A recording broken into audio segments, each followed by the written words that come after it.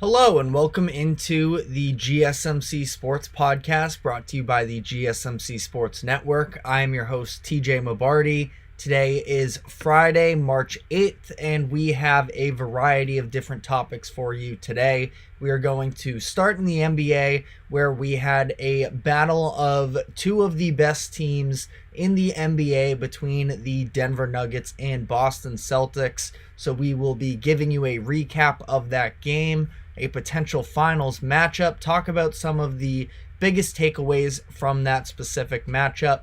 Before then, in the second segment, moving on to a broader scale of the NBA action, we had Steph Curry getting injured. We had Anthony Edwards putting on his Superman cape to lead the Timberwolves to victory in the absence of Karl Anthony Towns. Then in the second half of the show, we will be giving some updates on NFL free agency with the Russell Wilson meetings that are set to take place, as well as some of the long-term extensions that have been signed by various players within the past 24 hours. Finally, we will end off the show by talking about the biggest storylines in sports for the upcoming weekend. We have a massive slate of college basketball games, as well as some key NBA matchups as well, and a little bit of some potential aftermath from some of this NFL free agency talk that will be going on in the next day or so. But before we get into the show, just a reminder to like and follow wherever you may be keeping up with us. If you could subscribe, it would be greatly appreciated. Helps us out a lot. Additionally, for any of our live viewers, if you would consider using the link that is streaming across the bottom ticker throughout the show, that is gsmcpodcast.net, for any tips or donations, it would be greatly appreciated. It also helps to get your comments the most amount of priority and attention that they deserve. We want to make this show as interactive as possible. So with this link or without, just a reminder to stay active in the conversation and leave a comment, and we will try to address everyone. On that note, getting into the first topic of the day, talking about that game between the Nuggets and the Celtics. These are the two top betting favorites to win the finals this season. They squared off on national television, and the Nuggets came away with this one, 115-109. Even this morning, the Celtics remain the outright favorites over the Nuggets, but I do believe that last night showcased the fact that the Nuggets are currently the best team in the NBA. They were led by Nikola Jokic, who continues to just be incredible, and I really do think that he deserves very strong consideration, not going out on too much of a limb here, but in terms of winning the MVP, it really is so clear that, and Shai Gilgeous-Alexander, of course, has an argument as well, but with Jokic, it's just something where you can see he sets up the Nuggets for the best possible look, pretty much possession in and out. He was tremendous in this matchup, 32 points, 12 rebounds, and 11 assists. He especially came alive down the stretch of this game, where the Nuggets had 4 field goal makes in the final 5 minutes, and Jokic had his fingerprint on all of them. It was Jokic backing down Tatum, Kristaps Porzingis sliding over to play some help defense from the backside, and Jokic just rifled a pass through the gap to hit Aaron Gordon, cutting on the baseline for a dunk. Then Jokic spun past Kristaps Porzingis on the block.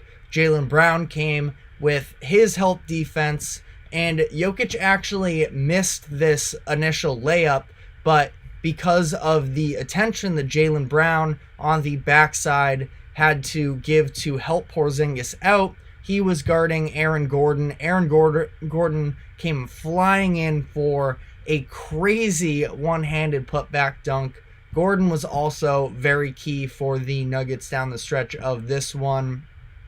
The Celtics then finally played straight up defense between Porzingis and Jokic, and Jokic just gave Porzingis the drop step on the block to get the layup to go before on the final possession, which was really the dagger, was him just spamming spin moves left and right and then somehow finding Aaron Gordon out of his spin for a lob that ended in a dunk. And he just owned the Celtics offensively, had such control over this matchup. And Kristaps Porzingis has been a massive addition for the Celtics, of course, and defensively he's been a very effective player for them, but he just was no match for Jokic in this one. Jokic gave him the business, and if this were to be a finals matchup, the Celtics would have to reevaluate how they play defense on him,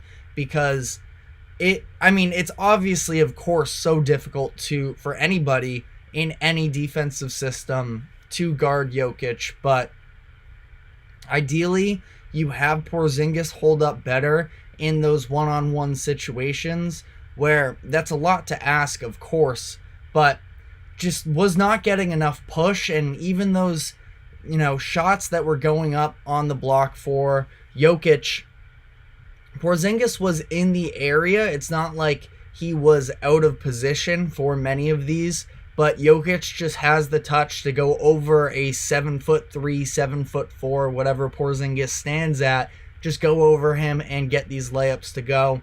Now, it's interesting, Porzingis had only 2 fouls in this game. Horford played 19 minutes. He had 1.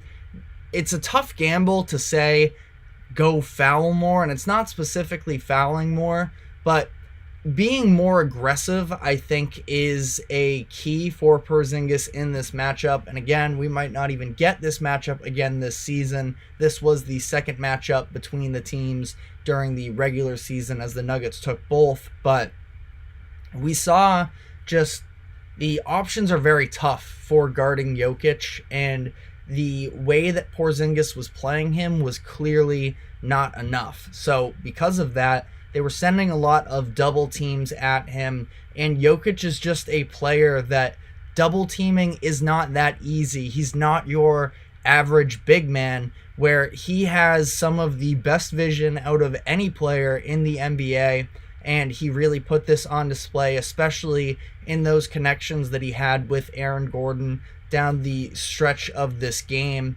And the thing is the Nuggets got some open looks from 3 as well, but they weren't hitting in this one. Neither team shot particularly well from beyond the arc, but what they were doing was giving too many opportunities for Aaron Gordon to make these backdoor cuts. And again, it's a tough gamble here when you're talking about leaving shooters open, because if the Nuggets get hot, then you are sort of out of contention one way or another. But they were giving up way too many looks off of that pass, that second look for the Nuggets at the rim, and that really hurt them. I thought that the Nuggets really dominated the Celtics in the paint in this one, and the Celtics were getting theirs somewhat at the rim as well, but it just felt like the level of effort between the two were sort of night and day, where if you put Jokic on the block, he was going to at least get a decent look for himself or his teammates,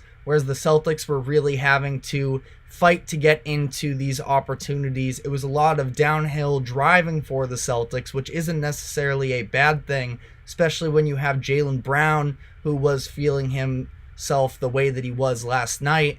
But again, I just think that when you look at the amount of effort that it took to get into these good looks, the Nuggets, for, again, 115 points isn't a tremendous performance, but I do think that they were in a lot of control in this one. Like I mentioned, though, neither team shot particularly well. The Nuggets were just 4 of 21 for 3. The Celtics were 11 of 28. And sort of coming into the Celtics side of this game, Jayson Tatum is going to be the player that comes out of this game with the most amount of sort of attention to him and not positive attention. He really did not show up in this matchup. This is coming right off of the game where they collapsed against the Cleveland Cavaliers, blew a 20-point lead in that one, and Tatum was just about nowhere to be found in that one as well. People were talking about his field goal percentage in the clutch after that game. Following this matchup against the Nuggets, it is down to 37.2 of an effective field goal percentage in clutch situations this season. That is the lowest by any All-Star this year. And in this game, he scored just 15 points on 5 of 13 from the field. He had 8 assists, but he also had 5 turnovers, and some of them were just really sloppy, lazy passes. It didn't seem like Tatum was ever really locked in on this one. And, to some degree, I think that the Nuggets deserve some credit because the different looks and the double teams that they were sending at Tatum absolutely made things difficult for him. But you also have Tatum in this one with a chance to put the Celtics up ahead in the final minute. He was wide open in the corner on a transition possession for the Celtics where they trailed by 2 at the time. Tatum had a chance to put them up 1, but he misses the look, and that sort of did it for the Celtics in that one. That was then Jokic coming back on the other side and finding Aaron Gordon for the lob dunk, and the Celtics were out of it on this one. And coming out of the All-Star break, Jayson Tatum had a bit of buzz building up around him in terms of the MVP discussion, at least on national TV. Now, the legitimacy of how much of a chance that was ever going to reach was still sort of a long shot, but a game like this, and again, I know we're talking about one individual game, but I do feel like as a whole, for somebody who was a long shot as it was coming into this is a death sentence is maybe a little bit extreme, but again, I don't know if there was that much life and validity to the argument in the first place. So, fair or unfair, when you look at Tatum and his reputation with the media, we know that he is a very great player. He's top 10 in the league, no doubt, but he has this little bit of a monkey on his shoulder in terms of when the Celtics reached the finals in 2022, he was really struggling in that series. Andrew Wiggins locked him down on defense, and we had seen him put together these incredible performances through the first 3 rounds that I do feel like gets overlooked a little bit. But the fact of the matter is he was not the best player on his team in that series. It was Jaylen Brown, and we come into another game like this against the Nuggets that feels like a playoff atmosphere, that feels like a potential finals game, and he doesn't come up once again. And he was also 9 of 24 against the Nuggets in their first matchup. So that also in that performance included him missing the big shot in that one where the Celtics had a chance to tie it to end the game, send it to overtime. And he was really off on another one of those pretty ugly, pretty low percentage mid-range elbow fadeaway shots. And it's just the reputation with him. I still feel like there is no case for him to be outside of the top 10. I think that he does a lot more than a lot of fans realize in terms of the improved playmaking that he's had over the years and the level of defense that he does provide on the perimeter. But when you have these shortcomings, it does sort of start to stack up. But Jaylen Brown was incredible in this game. He had a season-high 41 points. He grabbed 14 rebounds, a bunch of them on the offensive end. He was just one shy of his career high in rebounds, and he was pretty much single-handedly the reason the Celtics were in this game for a lot of it. He was actually the one who bullied Jamal Murray into that steal that set Tatum up in the corner for the potential leading 3 late in this game that Tatum obviously couldn't knock down. But the one issue with Jaylen Brown in this game was free throws. It's hard to get on a guy too much, especially in a performance like this where he really led the way for his team. But he was 7 of 14 from the free throw line. The team as a whole was just 16 of 25, so really ugly in this one. And they missed a couple big ones in the fourth quarter.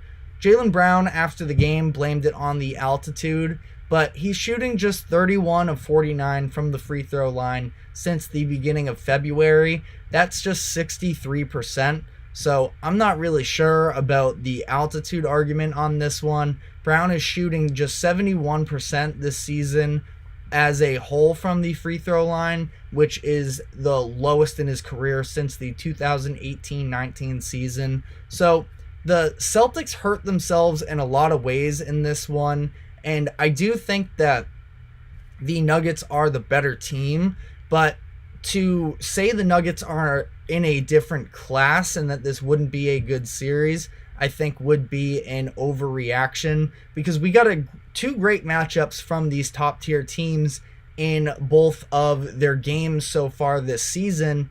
And to some degree, now again, I want to reiterate the fact that the Nuggets they actually shot a worse percentage from three in this game, just 19%.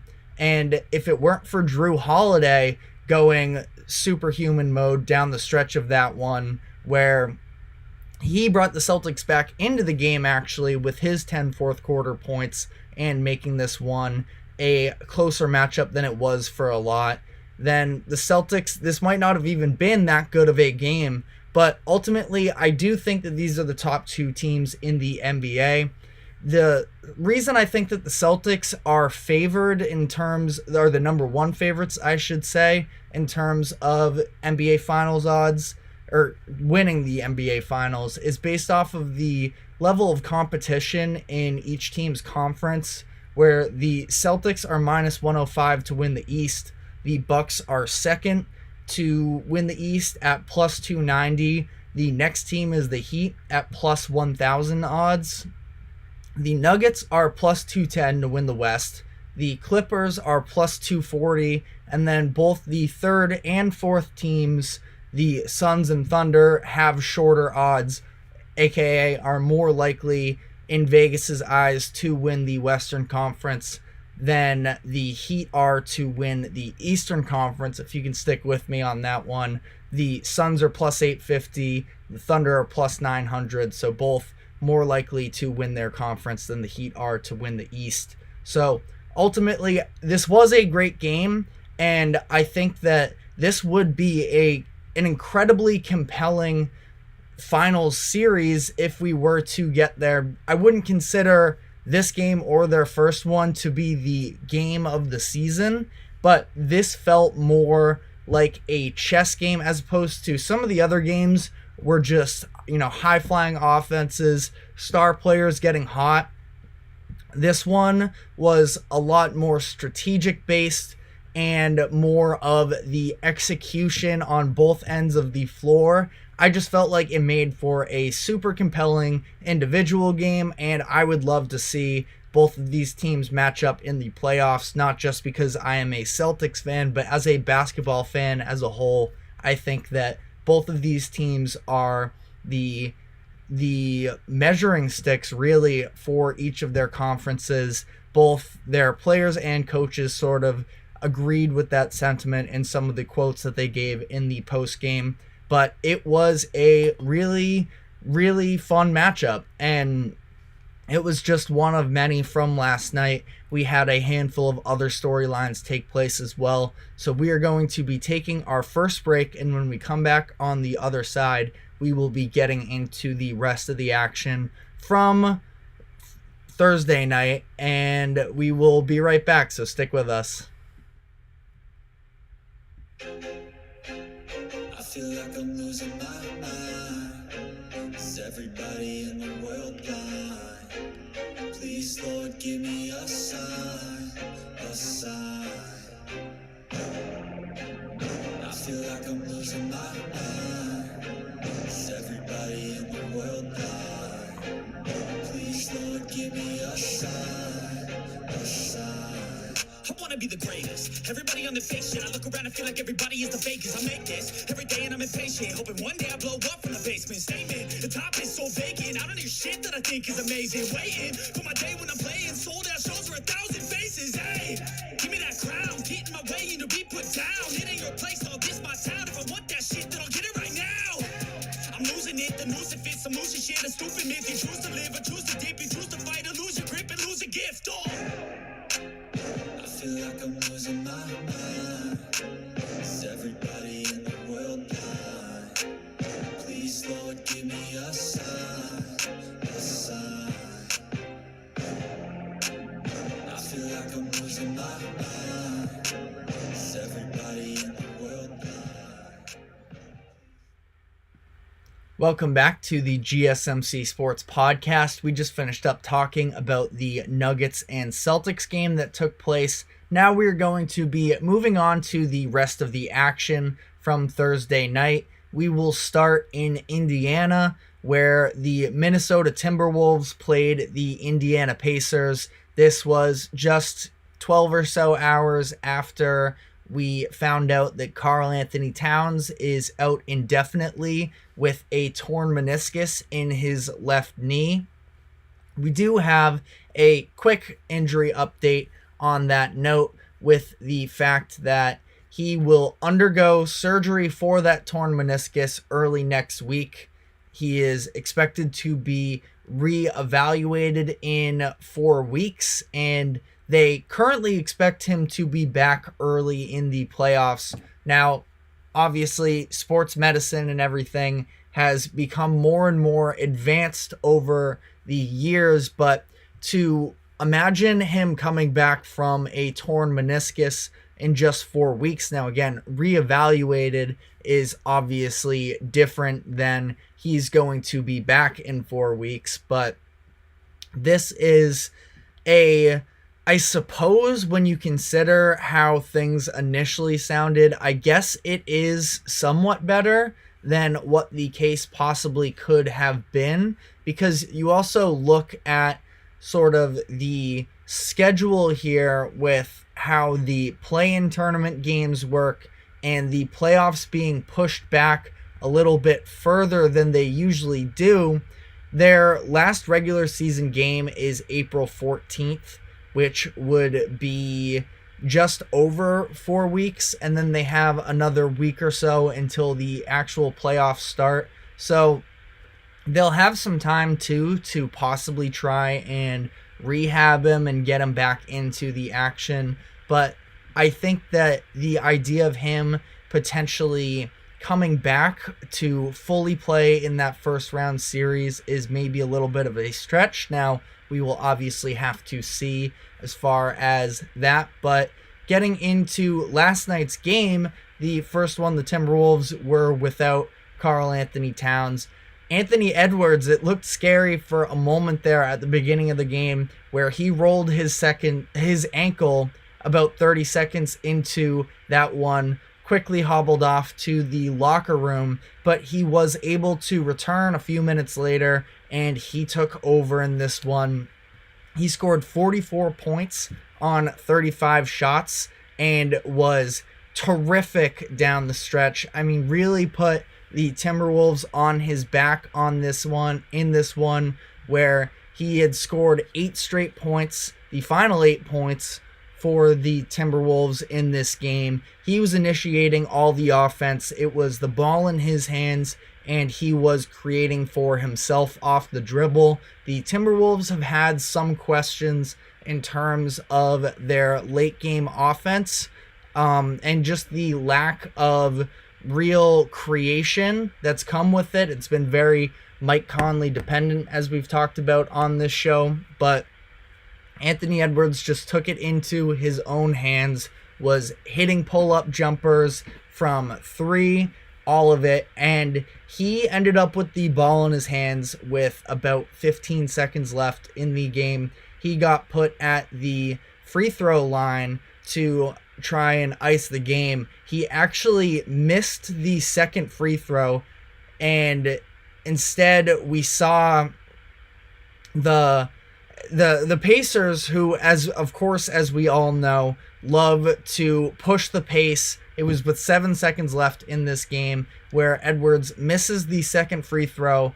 The Pacers throw an outlet pass up the court into the hands of Aaron Nesmith, trying to get a layup to go to potentially tie this thing. And Anthony Edwards comes flying in for one of the most incredible, physically impressive blocks that you will ever see. If you haven't already seen the highlight of it, fully recommend it. He gets so high that he actually hits his head on the rim and comes toppling down. Looked like it could have actually been bad in that sense. After the game, he said his head was sore from the rim and he came down on his wrist a little bit, but they got the win and he was the catalyst for them. And it was a little bit of a true leadership game, I felt like, for him, where it would have been easy for the Timberwolves to sort of get down. They're having their best regular season potentially in franchise history, at least since the Kevin Garnett days. And it would have been easy for them to fold a little bit in this one, but the way that he was able to conduct the offense, tell everybody, hey, we still have a chance here. Again, took 35 shots in this game, which was 6 more than he's taken in any other matchup this season. The Pacers are a team, they're good, they're not great necessarily, but still a very, solid competitor, and it's not like it would have been unheard of for this Pacers team to knock off a good team while they're playing at home. So I thought that this was a great performance from Ant, and the way that the Timberwolves were able to rally here sort of goes to show what is in store for them. Now, I talked about this yesterday. I was curious, with how the lineups were going to work out here. They did have Kyle Anderson starting in place of Karl Anthony Towns in this game. They played some of their fourth quarter minutes, though, with the double big lineup of Naz Reid and Rudy Gobert. Naz did also technically close the game for them as they were on offense, and they wanted better shooters in there in terms of intentionally fouling. But I thought that all in all, this was a very solid performance. Naz was good, not great in this game. He scored 13 and had 8 rebounds. He's clearly not the same level of Karl Anthony Towns. I don't think that anybody would argue that. We've seen the offense at times sort of stagger some when Towns hasn't been able to play, but I also don't think it's going to be a drastic regular season fall off for them, and I may be wrong on this one. Sounds like a lot of other people are big time doom and gloom about this whole situation for them, but I still feel like they have a puncher's chance in terms of finishing out this season. You probably expect that Denver is going to overtake them as the 1 seed, but I don't think that the Wolves fall outside of the 3 seed.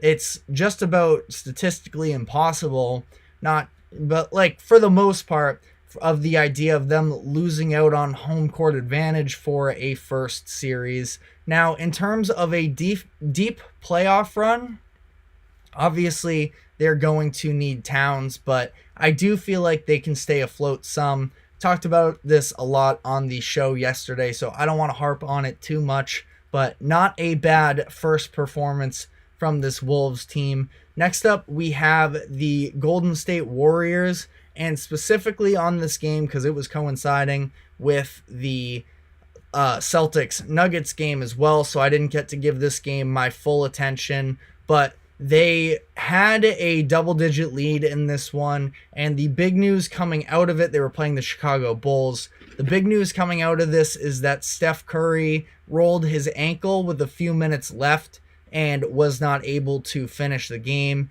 He was icing his foot afterwards, and they are scheduled to do some imaging on him as I believe today. As the day goes on, sure, we will be keeping you updated on that, but the Warriors end up losing this game. It was very back and forth in the fourth quarter where the Bulls were leading as well, but they also have had some crunch time numbers that haven't been great for them. But with no Curry, it was really harmful for the Warriors in this one, and they end up falling. And I don't think that Steph Curry is going to be out for the rest of the season as it is, but this is a very bad break for the Warriors, who were playing some of their better offense of the season as of late. I know that they got rolled up on when they visited Boston, but that was the end of their road stretch. They came back and responded with a nice win against the Milwaukee Bucks, and now this happens. Very unfortunate for them. We will see how this all plays out, but it's not looking very good. Things already weren't great for the Warriors, but now here we are as they are 33-29, and it doesn't seem like, especially without Curry, that they are going to be able to climb up in the standings. So, not a great situation there. The last game we'll talk about here is the Miami Heat and Dallas Mavericks, where this was sort of a big-time statement game for the Mavs because of the rumors that were circulating about the job security of head coach Jason Kidd. Their defense had been horrendous for the past month or so, and things were really bubbling over here, and they turned in a very nice performance against the Heat. They win 114-108. Defensively, I thought that they were really on top of it. What I was most impressed with, which also goes a little bit to speak about some of the concern with them defensively, but they were tremendous, I felt like, on some of those post-ups and paint possessions that the Heat were trying to operate. Derek Lively did a phenomenal job, I thought, against Bam Adebayo, who really struggled in this game. He scored just 14 points on 5 of 14 from the field.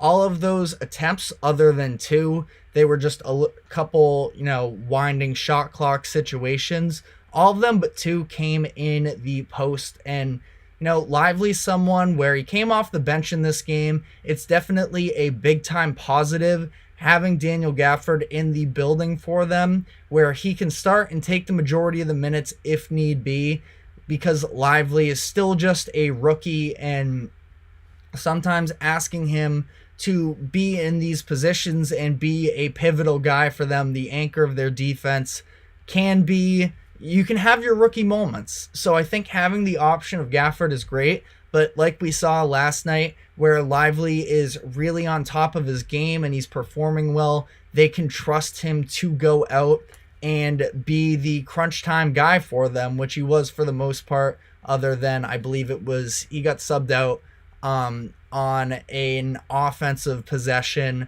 just for the sake of intentionally fouling as well. PJ Washington checked in for him. PJ Washington is still struggling a little bit. I think he's just not particularly great at any one thing. I thought that the Mavs, made some right decisions at the trade deadline. I was a huge fan of the Gafford deal. It seemed like whatever was going on with Grant Williams, a little bit behind the scenes there, definitely wasn't panning out the way that the Mavericks had hoped going into the season. So they move on from him. They also move on from a first-round pick in order to make the change to PJ Washington. And it just, he's a very solid player for them, but again, it's just he's not particularly great at anything. His three-point percentage has dropped every year that he's been in the NBA. He's not an incredible defender, and it's still a nice option to have, but in a night like last night, really struggled with efficiency. It's just meh on the defensive side of the ball. So the Mavs get this win and at least can sort of put the Jason Kidd rumors, you would think, to rest, because anything later than last night to fire your head coach and still be able to be a competitive team in the playoff hunt, I think is a little bit of a stretch. So they're going to stick it out with him, but I thought that the way that they were able to bring the defensive intensity, the way that they were sending some doubles in the post, but extremely active hands on the perimeter as well, where you had guys like Jimmy Butler and Bam Adebayo going into the block, and then once they met that second defender, they would try and kick out, and the Mavericks got a couple steals off of those types of possessions, which I thought was a really good sign. I also thought that they did a really good job of offensive rebounding in this one. Lively was a part of that. Gafford was a part of that. There was one possession where Gafford and PJ Washington both grabbed offensive rebounds off of a missed free throw from I forget who exactly, but that got them some second chance opportunities as Gafford ended up back at the free throw line. So nice win for the Mavs here. As far as the Heat, this is a loss. This is a little bit disappointing, but what you can say positively is that Terry Rozier was very good in this game. He had 27 points, 11 assists, and hopefully we can see some of the efficiency with him turn around. It was really rough to start. He's had some of these bigger games since then, which is a positive, but he's still shooting just 41 and 30 shooting splits since joining the Heat. We know he's a better scorer than that.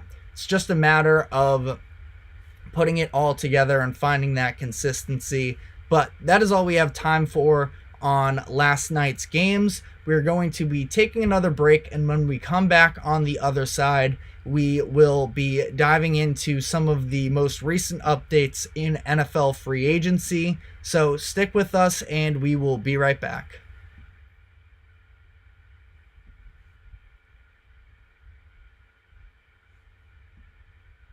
For the best and latest podcasts available anywhere, go to the podcast app on your cell phone and type in GSMC to access free content-rich podcasts on health and wellness, book reviews, sports, entertainment, relationships, social media, movies, technology, finance, and even weird news. Subscribe and download the GSMC Podcast Network's family of shows, available everywhere podcasts are found.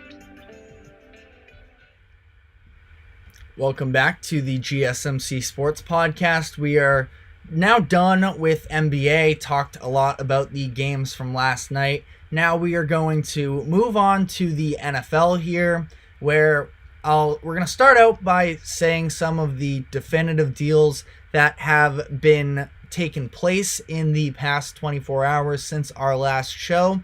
That includes the Bears and cornerback Jalen Johnson agreeing to a long-term deal. Johnson was franchise tagged by Chicago on Tuesday right ahead of the deadline. They did not want him to hit the open market, but clearly the two sides were not all too far off in terms of their negotiations, and the Bears get to retain their top cornerback. The deal is worth $76 million over the course of the next 4 seasons. It is a guaranteed $54.4 million. Johnson is just 24, and he's coming off of the best season of his career, where he was All-Pro second team. And for a Bears team that coming into the season didn't seem like they had too much going on as far as cornerstones on the defensive side of the ball, they have been able to sort of shape themselves up into a better position. Jalen Johnson, in the emergence that he had this past season, they end up trading for Montez Sweat, and he was tremendous for them down the stretch of the year.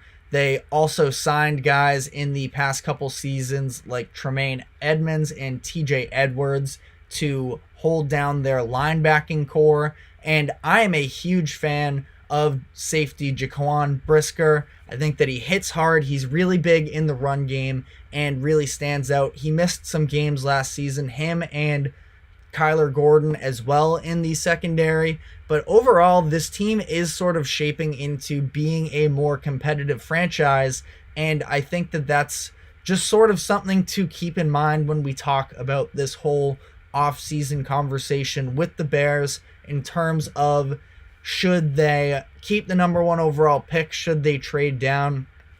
I feel like they have been trending upwards since about the halfway point of last season.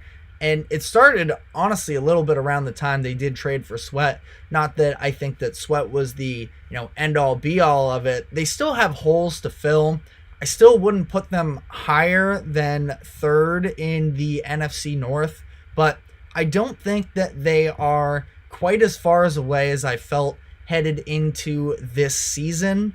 And I do think that with the right quarterback, they could, work themselves into being a lot more of a competitive team. Now, I do understand the level of value they can get out of moving down potentially from the 1st overall pick and the 9th overall pick, but I also do think that they could go out and get a quarterback with the number 1 overall, reset that market. Caleb Williams is, in most people's eyes, the for sure number 1 overall guy. The ceiling that he has there. Whoever they do decide to end up with at quarterback, though, I also think that they could use that number 9 pick. Maybe that's where they have a little bit more wiggle room and trade down, but I would also love to see them get a quarterback with the 1st pick, get another receiver with the 9th pick, and really shape up this offense. I think that would be a really exciting, at least for flashiness in terms of the excitement level you could build up headed into next season. Last year's offseason, there was a lot of buzz about Justin Fields potentially being a dark horse MVP candidate. I never bought into that. I could definitely buy a lot more into the idea of them headed into next season with a little bit more of a fresh start on offense and a team that is hungry to take that next step. But moving on from the Bears here, we got news that the Chiefs and linebacker Drew Tranquill agreed to a contract. They re-signed him for 3 years, $19 million. Tranquill was a nice rotational linebacker for the Chiefs this past season. Played about 53% of their snaps, their defensive snaps, that is. And again, was more of a rotational piece, but I did think that he helped them a lot in the Super Bowl run, and specifically stepping up the way that he did in the Buffalo game in the divisional round, where Willie Gay Jr. was injured early in that game and left. He was going into that matchup supposed to be the quarterback spy against Josh Allen. And not that Tranquill was shutting down Allen necessarily single-handedly, but I thought that he was able to step into the role and help be a real contributor for them. I do think that this probably means that Gay will be headed out of Kansas City this offseason. I would imagine he's a little bit younger than Tranquill. He's a little bit better than Tranquill. And his price range was just probably out of what Kansas City is able to pay, considering they still have to bring back defensive tackle Chris Jones. They've come out and they said that is their biggest priority for this offseason. So I think that it makes the most sense. Now, I'm curious whether or not Tranquill can take on a little bit of a bigger role for the Chiefs. He was a little bit in and out of the starting lineup just based on what types of defenses they were running. Can he be more of a bell cow guy, a workhorse guy for them going forward? We also have the Patriots re-signing tight end Hunter Henry. That was a 3-year, $27 million deal. For the Patriots here, they still have a lot of question marks really on their offense as a whole, but specifically at that quarterback position. And I do think that for as weak as their weapons are, I think that bringing Henry back is a positive for whoever's going to be back there at quarterback, where the tight end market for this offseason isn't really all too loaded, from the free agents themselves to the draft class, where Brock Bowers out of Georgia is the home run guy, but there's a lot of unknowns after him. In the free agent market, we had Dalton Schultz already go off the market. He was re-signed by the Texans a couple weeks ago. Other than that, there's really not all too much out there. Jonnu Smith was just signed as well. You have CJ Uzomah, Will Dissly, Austin Hooper, Noah Fant. So fine players, and ultimately, I think that they could have maybe gone a little bit cheaper and tried to pick up one of those other guys, but I also don't know if that was even a possibility. We'll have to see what those guys fetch in terms of contracts and free agency. Hunter Henry was incredible in his first season in New England, a big-time red zone threat, which they do not have on the roster. He caught 9 touchdowns for them in that first season in 2021. The issue, though, is the fact that they hardly got to the red zone the past couple years. At least took a step forward in that department this past season, but still, did they even though? I don't know. They've just been really struggling on offense as a whole. They have so many holes on that side of the ball, and I think that whoever is going to be playing quarterback is going to need all the help they need from the receivers, which isn't all too much at the moment, but the offensive line is also a mess, and I think that bringing back Henry is the right decision for them. We had the Rams re-signing guard Kevin Dotson, 3 years, $48 million. Dotson was traded from the Steelers to the Rams right after training camp wrapped up last season, and he turned in a very nice season for the Rams, who sort of righted the ship a little bit after a very disappointing 2022 season that, along with the injury to Matt Stafford, was also very much in jeopardy because of the fact that their offensive line really struggled. They couldn't get anything out of the run game, and Dotson works his way into a starter role for them, and he becomes the 4th highest paid guard in terms of annual salary. On the note of offensive linemen, we also had a contract extension between the 49ers and offensive tackle Colton McKivitz, $7 million for the next season. McKivitz is a fine option. I still feel like they could probably upgrade from him. $7 million is a fine number, I suppose, and it doesn't sound like they are going to be moving off of him necessarily. Now, he had a good season a couple years ago. He was fine during the regular season last year. I just really didn't like how the postseason played out for him, but they clearly feel like there's still something that they can make work with him. Finally, to wrap up this segment, those are all the actual moves. We've talked a lot about Russell Wilson on this show as of late, so I wanted to sort of hold off on it for a bit, but we do have some news in terms of his meetings and such, where he is traveling to Pittsburgh today to meet with the Steelers. There's been tons of conflicting reports with the Steelers in terms of what they want to do with their quarterback position. Mike DeFabo, I hope I pronounced that right, is a Steelers beat reporter that works for The Athletic. He just reported a few days ago about the team had no interest in signing a veteran quarterback. The report specifically named Wilson, Cousins, and Baker Mayfield as some of those veteran guys they weren't looking to bring in. This wasn't the first time that a report with that same sort of sentiment came out, but now they are meeting today. We're still waiting on further updates, but it's interesting because Pittsburgh's GM Omar Khan was just at the Combine a few weeks ago, and he said that he still has full faith in Kenny Pickett.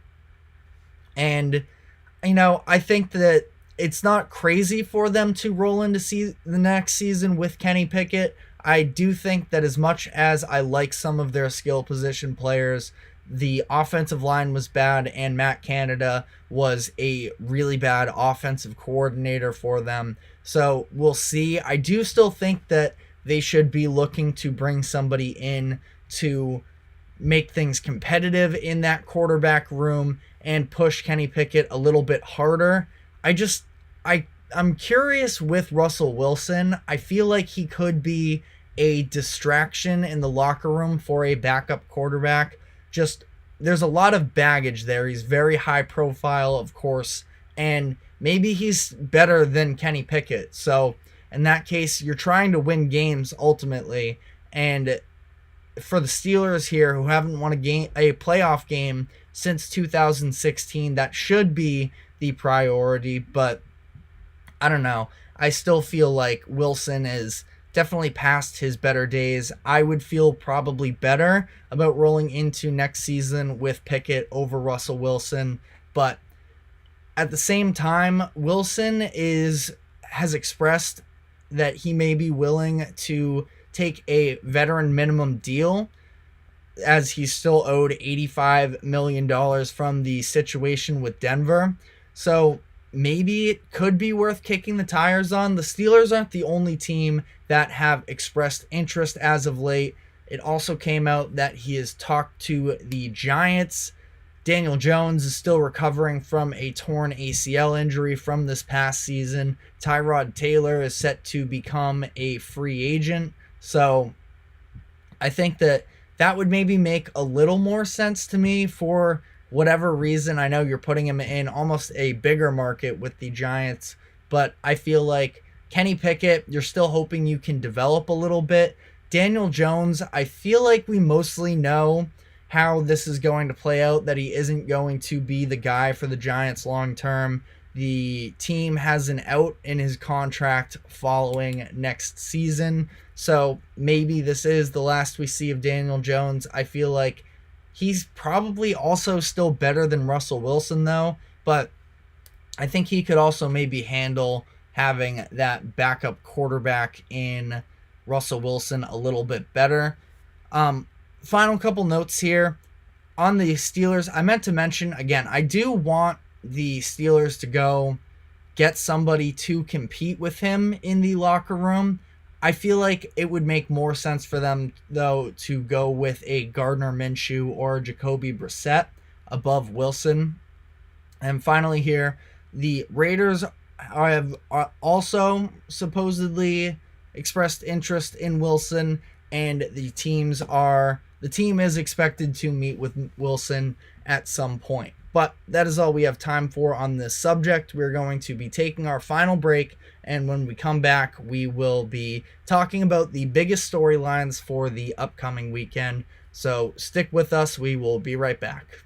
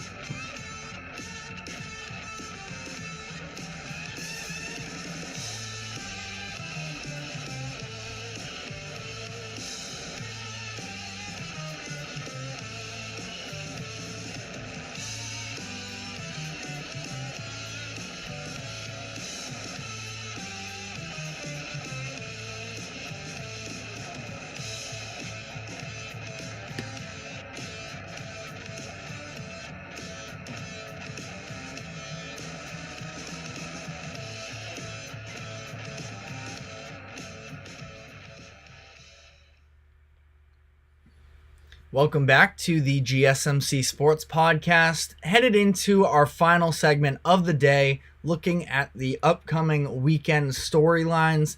I am most interested in the college basketball games on Saturday. We do additionally have some mid-major conference tournaments starting as well that could be very important for the selection process for March Madness as we get closer and closer to Selection Sunday. I believe we're now at a week from Sunday is Selection Sunday for the March Madness tournament. So very exciting stuff that I just love March Madness. Yeah, it's March 17th. So we are getting closer and closer, which is just so fun to think about. March Madness and even these conference tournaments that we are on the brink of are some of the best moments, I feel like, in sports in America. So we have a bunch of those mid-major tournaments as well, but we have three crucial matchups between ranked teams this weekend. First off, Kansas versus Houston.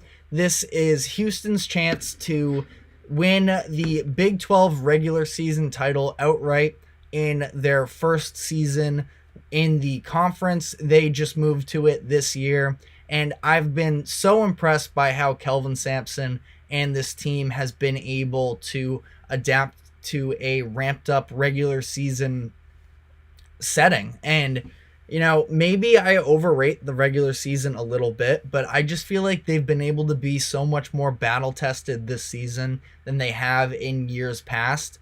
And I do think that their number one overall ranking right now is absolutely fair. The way that Jamal Shed has been such a leader for them defensively.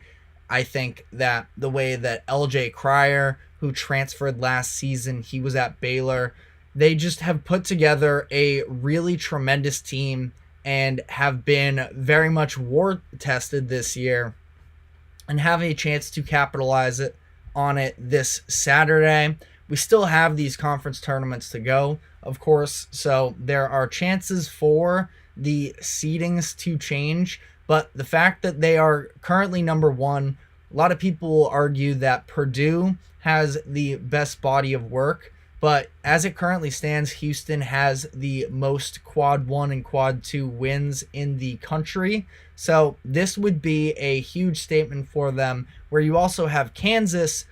You're playing on the road here in Houston. This is a tough game that Kansas is going to have to try and steal, but would also be a huge statement coming off of a tough loss to Baylor last week, where we still have doubts about this Kansas team. Their depth still isn't really there, and now you have Kevin McCullough back, which is a step in the right direction for them, but it also just, this is going to be a very in-the-mud game, I feel like, with the defense that Houston plays, with how Kansas is going to approach this. I don't think that it's going to be bombs away from three. I think it's going to be scrappy, and I think it's going to turn out to be, at least if you like some defense as well in this era of all-time offense, I think this is going to be a really good game.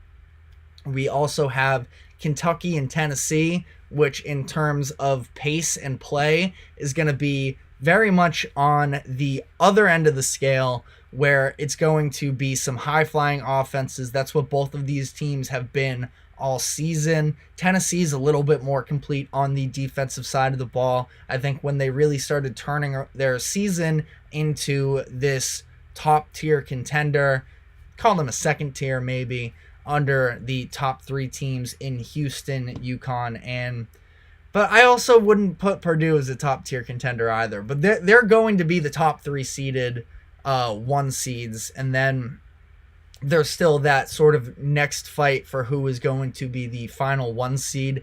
That is the area that Tennessee is currently in, but the way that they were able to turn around their season, I think, was with more energy on the defensive side of the ball. I think senior Dalton Connect has been a big part of that. He is one of the favorites to win SEC Player of the Year. He is a very interesting draft prospect for the NBA, and the way that this Tennessee team is playing, they're going to be tested by this Kentucky team, because just based off of the offense that the Wildcats play, they really can compete with just about anyone, because when they get going, they really get going.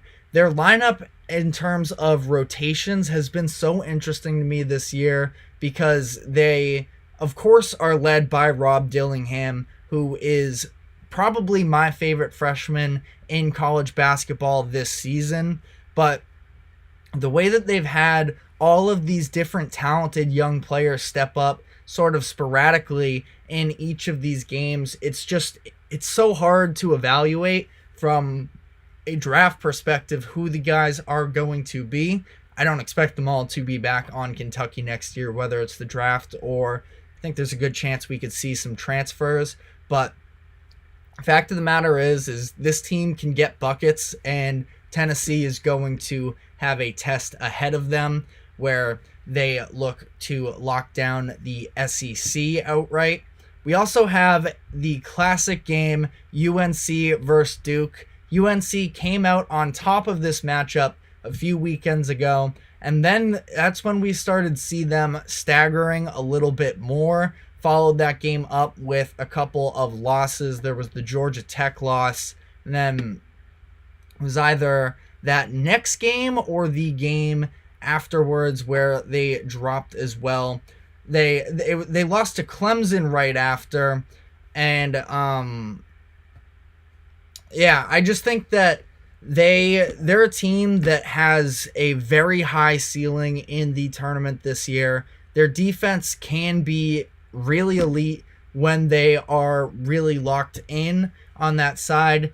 Duke, since that game against UNC early February it was, have had freshman Jared McCain really ramping up his play.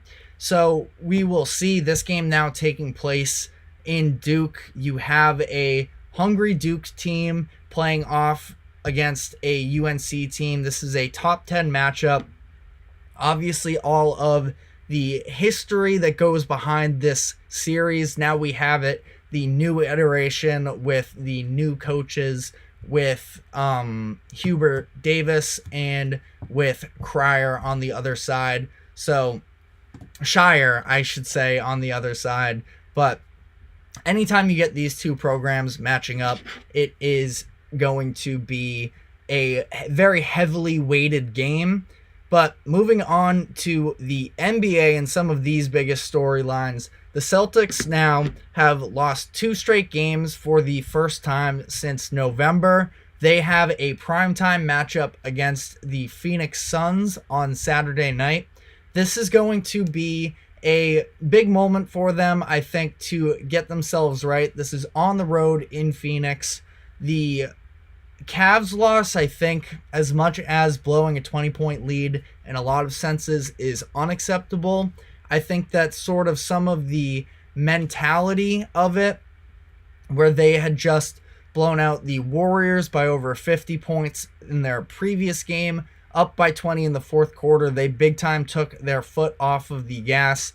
They lose this close game to the Nuggets. Now we're hearing all of this buzz about the mistrust of the Celtics going forwards, why they can't win the finals. This would be a big time moment for Tatum, who most recently, when he played Kevin Durant in the playoffs, played tremendously, and this Celtics team to sort of reaffirm themselves. Yes, we lost last game, but it was to the Denver Nuggets. We have things that we need to get better in, but we are still the favorites in the Eastern Conference, whereas the Suns here they've had their ups and downs. I mean, they were just able to hold off Toronto last night, but they've had a little bit of an up and down month. They are 2-2 since the beginning of March. They beat the Denver Nuggets on Tuesday night, but that also included them blowing a fourth quarter lead. Now, they did so without Devin Booker. He's missed 3 straight games for them, but this is also a big time spot for the Suns to come out and be able to compete with the best of them. I at least personally came away with their game on Tuesday still with a little bit of questions about them, and we're not sure what the injury status is going to be for Devin Booker just yet, so maybe we won't even get the full-blown answers of what does this team look like fully healthy in the playoffs. But I also do think that this is another spot where Brad Beal, especially, I think he has a lot to prove Now, the spotlight isn't necessarily on him because he's just the third best player on his team, but he is sneakily one of the players in the NBA this year with the most to gain, because so much of his career was spent on the Wizards, where they weren't really achieving much at all. And then finally, when he was having his best years, it was on a non-playoff team, but he was able to lead the league in scoring. So he has that going for him, but in terms of overall team success and impact on winning, that's still to be seen from him a little bit. And again, we'll see what the injury update is on Devin Booker as this weekend approaches and as that matchup approaches, but is a very interesting matchup in my eyes. The last two games really that I have flagged are the Bucks versus the Clippers and the Timberwolves versus the Lakers on Sunday. Bucks Clippers is earlier in the day. This is one where the Bucks, we've seen them take a lot of strides in the right direction since the All-Star break with the defense that they've been playing, but a lot of those defensive matchups were coming to the likes of the Charlotte Hornets, the Chicago Bulls, the Philadelphia 76ers, who have really been struggling as of late. Now they go into a game against the Warriors the other night, and they get ran up on the defensive side of the ball, allowing the Warriors to be explosive on offense. This is another chance for them to redeem themselves and a test for us to see whether or not that defense is legitimate against top tier competition. And then the Timberwolves and the Lakers, I think that this is a big time look at the Timberwolves here, where now one of their, call it a superpower, but one of their advantages of this season up to this point is having immense size, being able to run the two big lineup with Karl Anthony Towns and with Rudy Gobert, bringing Naz Reid off of the bench. This is going to be an example of going up against another team that is also pretty significant in some of the size of their players and physical, and be able to see how that affects the game that the Timberwolves are able to play, because this could very well be their first round matchup as they sit at the 1 seed and the Lakers are in the play-in tournament. So should be a great weekend of hoops. I think that from college basketball to the NBA, there are a lot of things to look forward to this weekend, but that is all we have time for today. Thank you very much for tuning into the GSMC Sports Podcast.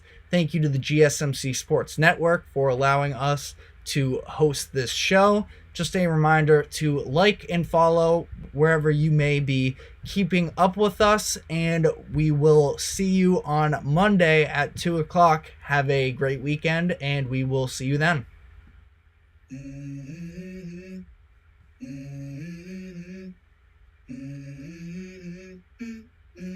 Let's go. I wake up to a little bit of drool on my pillow, feel like it's gonna be a bad day. Yeah, I'm tired of shit, and the coffee ain't hit yet. Damn, ain't that great. Nice.